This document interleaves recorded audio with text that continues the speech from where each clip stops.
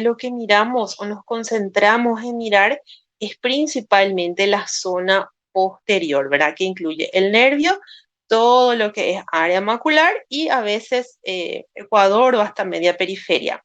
Pero cuando queremos hacer un examen de retina o necesitamos hacer un examen de retina porque el paciente tiene síntomas, por ejemplo, de desprendimiento, necesitamos evaluar hasta esta zona, ¿sí? Hasta la zona más periférica, y para eso tenemos que hacer lo que se llama una indentación escleral, ¿sí? Les voy a mostrar un poquito una foto después. Bueno, entonces el objeto de esto es que ustedes sepan, es lo que ya conversamos toda la vez pasada, qué es lo que vemos en un examen de fondo de ojo.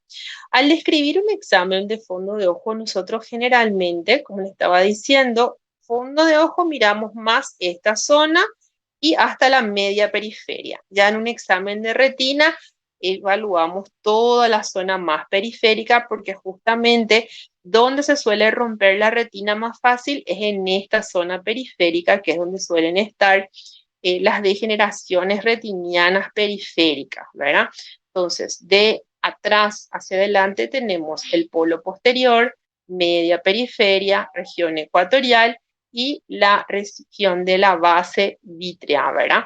Generalmente, yo con un oftalmoscopio directo, es esta zona nomás lo que puedo evaluar. Es casi imposible que yo pueda llegar acá. Con una biomicroscopía de fondo de ojo, generalmente dependiendo de la lupa que tenga, puedo evaluar muy bien esta zona y hasta esta zona.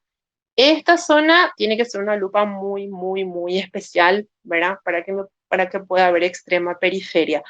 Entonces, ya para ver esta zona solemos usar un oftalmoscopio indirecto y necesitamos hacer la indentación escleral, para lo cual tenemos un instrumental que se llama luego indentador, donde yo voy, la anestesio al paciente previamente y aprieto un poco el ojo según la zona que yo quiero examinar, ¿sí? El nervio óptico normal, esto ya hablamos la vez pasada, ¿verdad? Entonces tenemos la papila.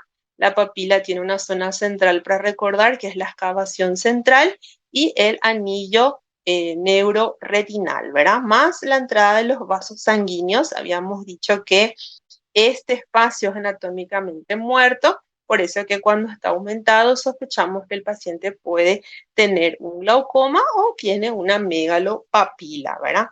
El nervio óptico es un disco ligeramente rojizo o naranjado, ¿verdad? Con una zona central entonces más clara.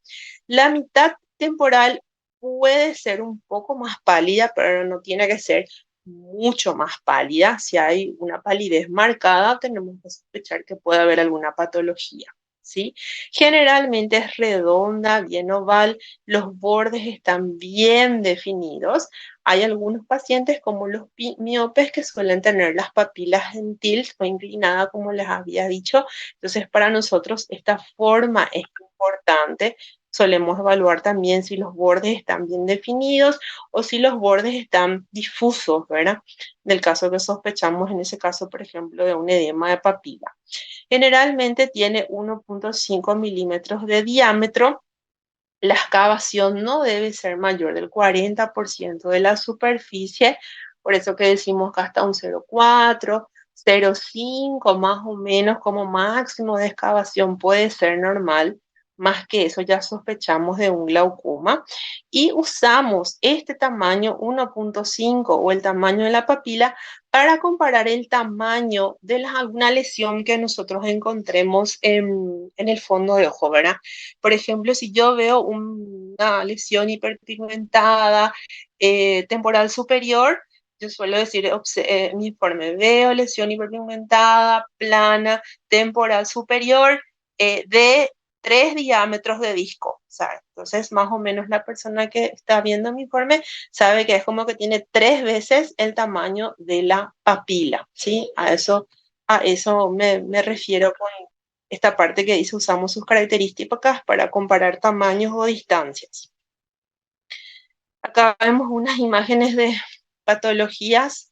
Esta es un sunset glow, es una malformación congénita del disco óptico. ¿sí? Acá vemos una sospecha de glaucoma, vemos como la excavación está totalmente aumentada. Acá vemos un nervio pálido, fíjense cómo a diferencia de esto, la diferencia de coloración entre el anillo neuroretinal y la excavación es más discreta, vamos a decir. Y acá vemos una papila con los bordes totalmente borrosos, ¿sí? No está bien definido como en este caso. Y acá entonces decimos que tenemos un edema de papila. Esto ya conversamos la vez pasada, tenemos entonces el nervio, los grandes vasos, que son 4, los temporales, superior e inferior, y los nasales, ¿verdad? Tanto las arterias como las venas.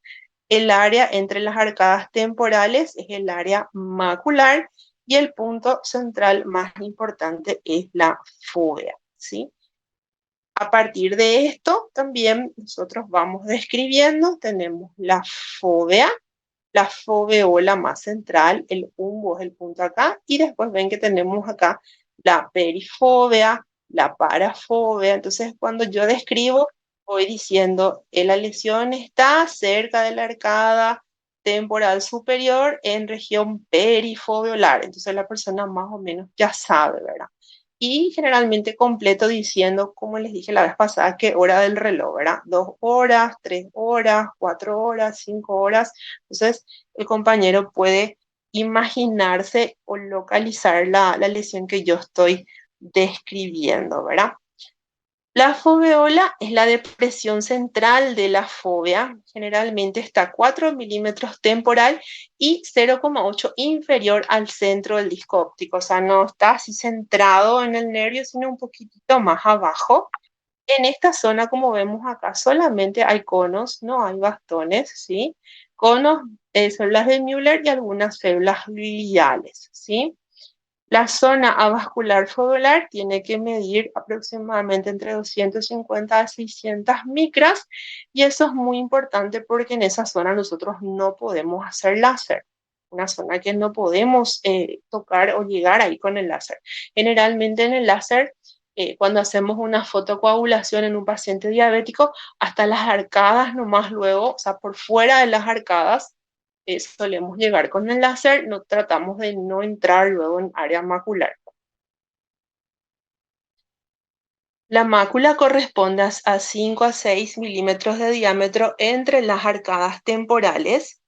En su centro está la fóvea, que ya dijimos es rica en conos, responsables de la visión de los colores y de la agudeza visual más fina, ¿verdad? Más especial.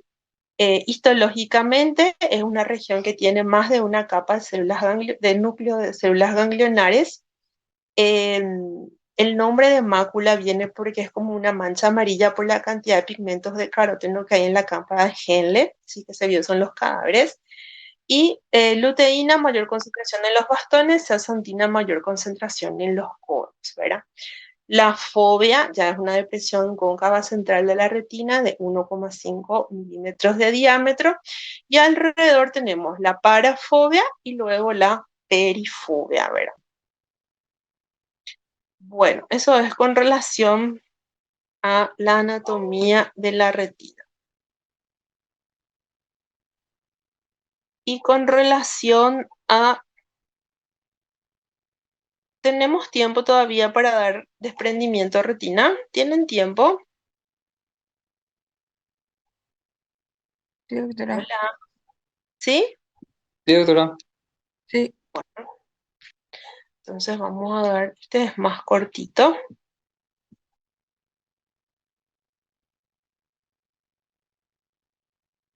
Bien, desprendimiento de retina, entonces.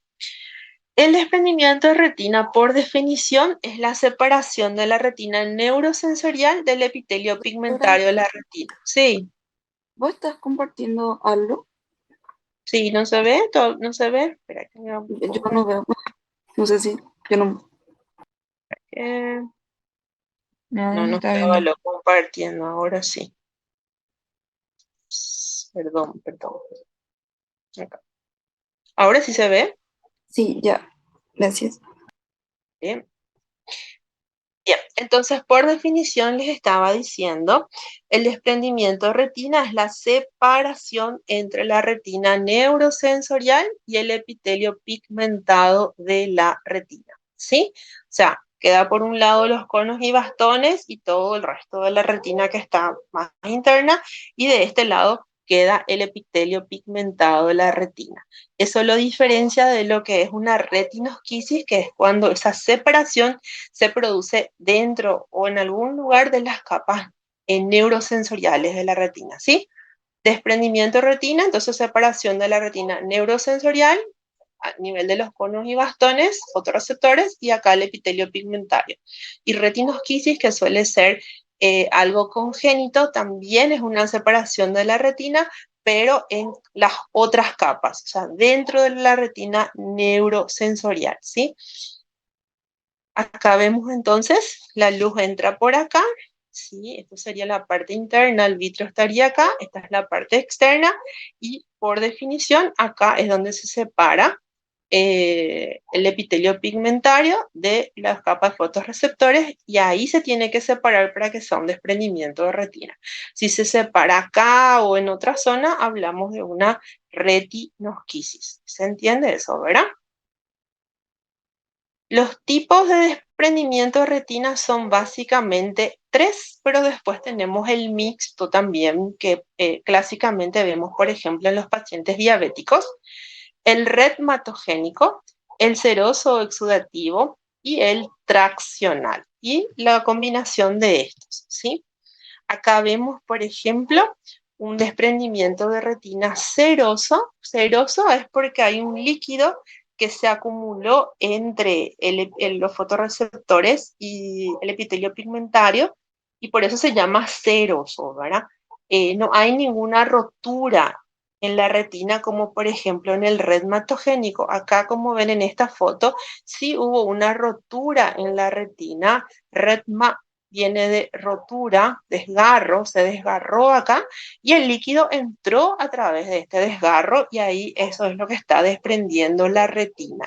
Sin embargo, en el seroso no hay ningún desgarro, no hay ninguna rotura, sino que hay una alteración en las barreras hematorretinianas que hace que se externa generalmente, ¿verdad? Que hace que se acumule el líquido debajo de los fotorreceptores, y eso es lo que está desprendiendo la retina.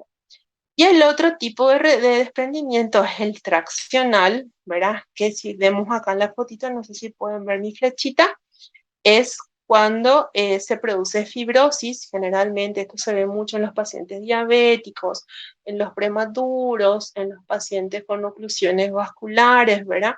No tratadas, donde secundaria a la isquemia se forman los neovasos que hablamos la vez pasada. Esos neovasos van hacia el vitrio y empiezan a traccionar, producen como una membrana fibrosa que tracciona la retina hacia el vitro. Este es el punto principal de tracción, y ustedes ven que de ahí es como que está estirando la retina hacia lo que es el segmento anterior, ¿sí? Y pueden haber combinaciones de esto. A veces esto tracciona tanto que acaba rompiendo la retina, entonces tenemos una combinación de traccional y retmatogénico, que son los mixtos, ¿verdad? Generalmente en los pacientes diabéticos solemos ver. El desprendimiento retina retmatogénico viene del griego regma, desgarro, y es el más frecuente. Se puede producir debido a un desgarro, un agujero o una diálisis. Una diálisis ya es como cuando vamos a decir que es como un desgarro grande que ocupa todo un cuadrante, por ejemplo, de la retina, y que permite el paso del vítreo al espacio suprotiniano, ¿verdad? Y secundario a eso, la retina se empieza a desprender. La causa más frecuente son las degeneraciones retinianas periféricas, que son estas, son zonas de debilidad que la mayoría de los pacientes trae, vamos a decir, de nacimiento, donde la retina está muy fina, el vitrio está muy adherido, y principalmente post-trauma o post alguna infección o en forma fisiológica el vitrio empieza a desprenderse y, como les dije, estira esta zona y rompe, ¿sí? Entonces acá, por ejemplo, vemos el vitrio traccionó, estiró, produjo acá el desgarro, y el vitrio empieza a entrar por este desgarro debajo de la retina y empieza a desprender, ¿verdad? El tratamiento generalmente puede ser preventivo o cuando ves un desgarro, todavía no desprendió la retina, es hacer láser, se hace un láser como ustedes ven acá en este patrón, rodeas toda la zona de la degeneración retiniana o el desgarro a medida que para que, vamos a decir, ese desprendimiento quede ahí localizado y que no te desprenda toda la retina. Estas degeneraciones retinianas periféricas son más frecuentes en los miopes altos. Mientras más alta la miopía, mayor es el riesgo. Sí o sí, por eso todo paciente con una miopía mayor a 5 tiene que tener una evaluación de retina periférica, tenga síntomas o no, ¿verdad? Pero lo ideal es mirarla a todos los miopes, ¿verdad? Pero mientras más alta la miopía, mayor riesgo de tener estas degeneraciones en la periferia.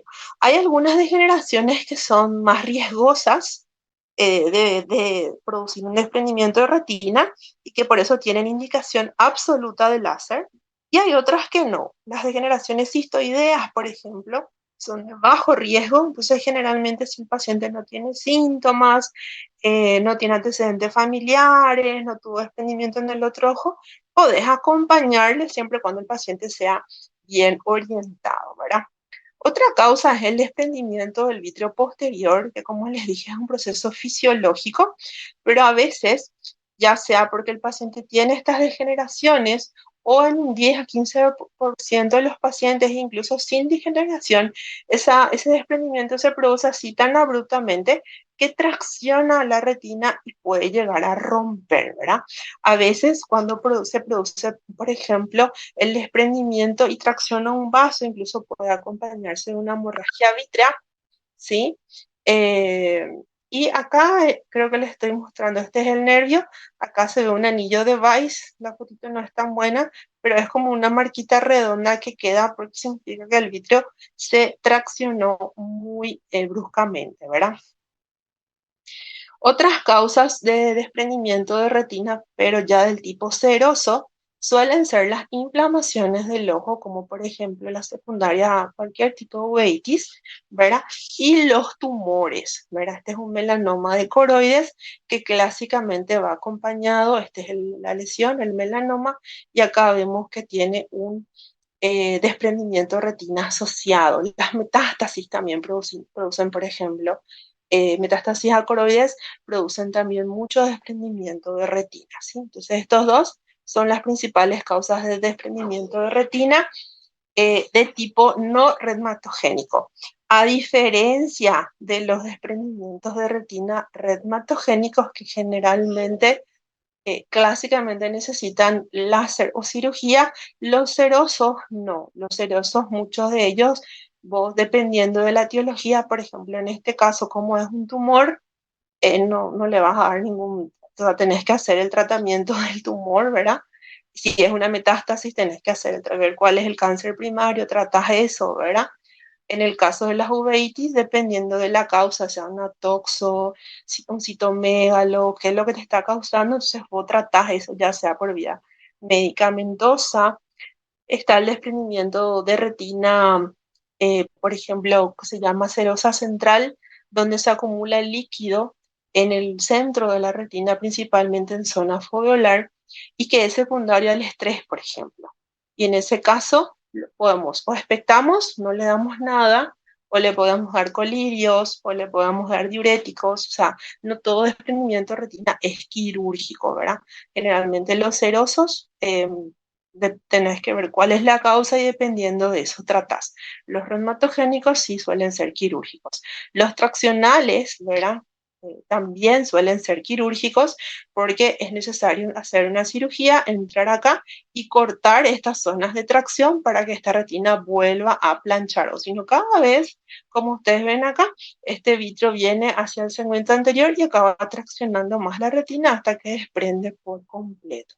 Son las bandas vítreas que traccionan, que vos entras y cortas para que la retina se vuelva a planchar, ¿verdad? Acá vemos, por ejemplo, creo que esta fotito sí les mostré la vez pasada, es un paciente que tiene un desprendimiento de retina enorme, prácticamente 360, pero todavía puede estar viendo bien. ¿Por qué? Porque acá la zona de mácula está relativamente bien, ¿verdad?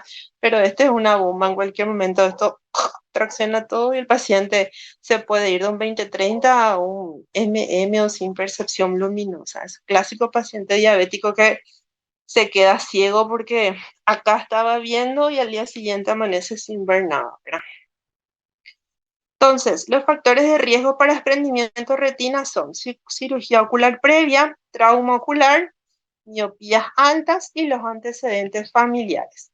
Los síntomas, el más importante son las fotopsias. El paciente te refiere que ve como unas luces, flashes, estrellas que se prenden y se apagan. Ese es así urgente, hay que examinar la retina periférica.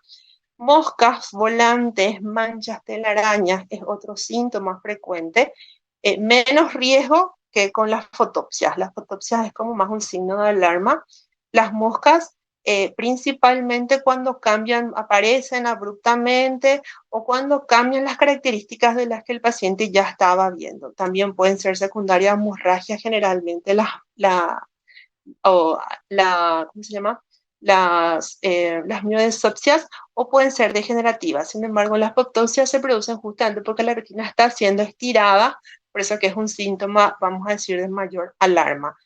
Una sombra o cortina en el campo visual, especialmente si el paciente te dice, acá, toda esta zona no veo, y vos le decís, mira arriba, mira abajo, y mantiene la zona de sombra o cortina, ese generalmente es una zona que está desprendida, ¿verdad?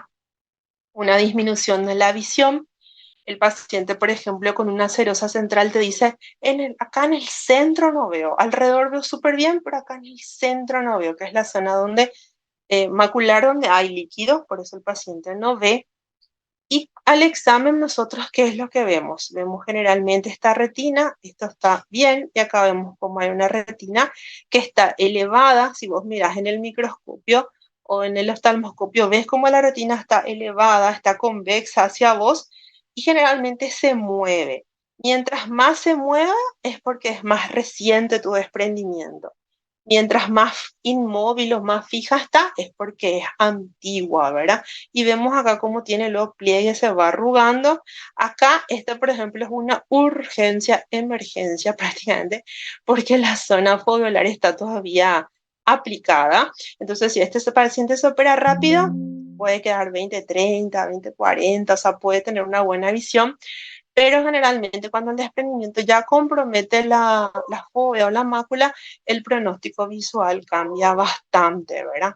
Acá vemos un desprendimiento ya más amplio, acá sí ya tenemos compromiso del área macular. A veces podemos ver los desgarros, o sea, la zona donde se rompió, ¿verdad? Y a veces no, solamente durante la cirugía podemos diagnosticar, principalmente cuando son desgarros muy pequeños o extremadamente periféricos, o cuando asociado al desprendimiento tenés hemorragia vítrea. Entonces hay a veces donde no podés ver la zona de rotura, pero si conseguís ver antes te ayuda mucho en en el planeamiento de tu cirugía, ¿verdad? Tenemos acá la zona donde se rompió y todo el desprendimiento de retina adyacente, ¿verdad? Otro signo que podemos ver en el vitro anterior, a veces vemos las células pigmentarias. Recordamos que se separa entre la neuroretina y el epitelio pigmentario, entonces a veces en el vitro se pueden ver como unas células pigmentadas dispersas, le llamamos polvo de tabaco, y eso nos ayuda a sospechar que puede haber un desprendimiento de retina. Otras veces va asociado, como les dije, a una hemorragia vítrea, principalmente cuando se traccionó un vaso, y en estos casos, cuando es muy densa así el sangrado, no conseguís estar seguro si la retina está aplicada o no. Entonces haces una ecografía y ahí comprobás que la retina estaba aplicada o desprendida. Si está aplicada tu retina, podés observar, pero si está desprendido es quirúrgico, siempre. Siempre cuando es reumatogénica, ¿verdad? Para el diagnóstico necesitamos un examen ocular completo, agudeza visual, examen en lámpara hendidura, ahí es donde podemos ver, por ejemplo, si el paciente tiene estas células pigmentadas, ¿verdad?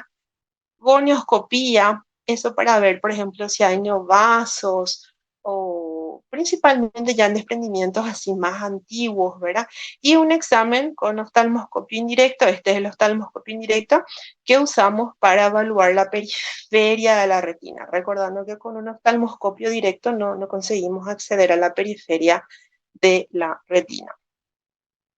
A veces necesitamos hacer ecografías, principalmente cuando hay una hemorragia vítrea, cuando tenemos dudas. A veces dudamos si el desprendimiento es seroso o el desprendimiento es reumatogénico y en la ecografía podemos entonces quitarnos esa duda al hacer y vemos un tumor, por ejemplo, entonces ahí decimos, ah, no, este es seroso, entonces no tiene una indicación inminente de una cirugía al menos rápida, ¿verdad?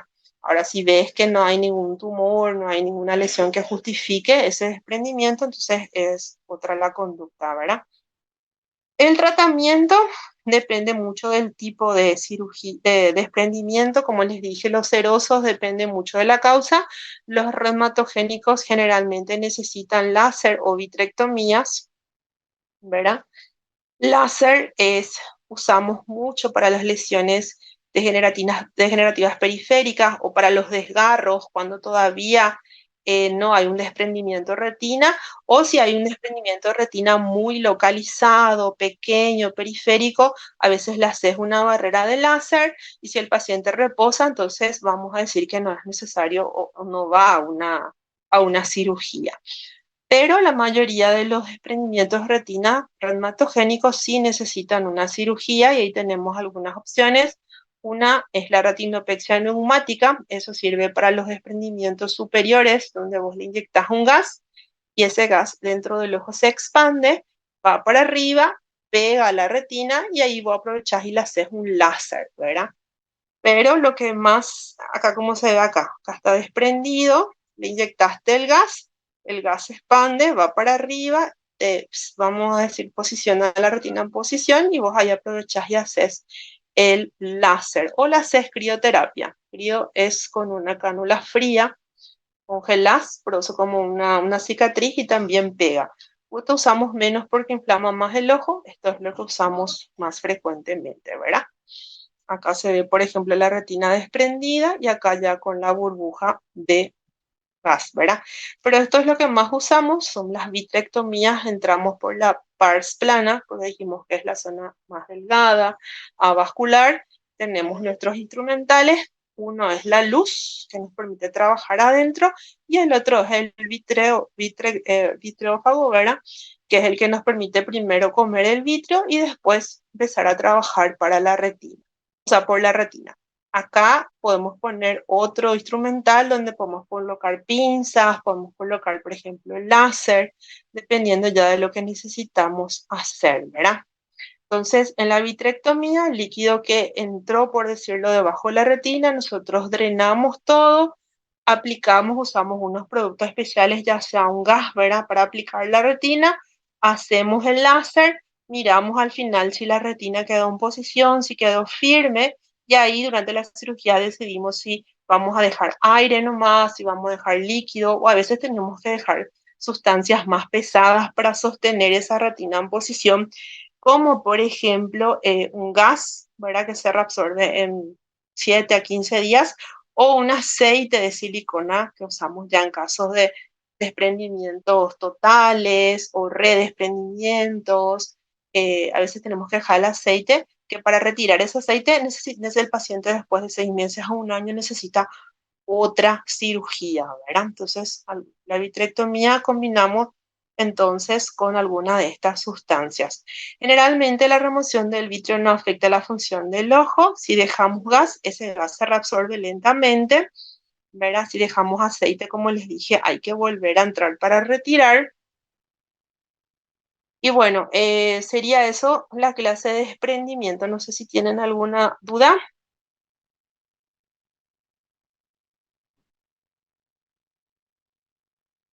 de una de las dos clases.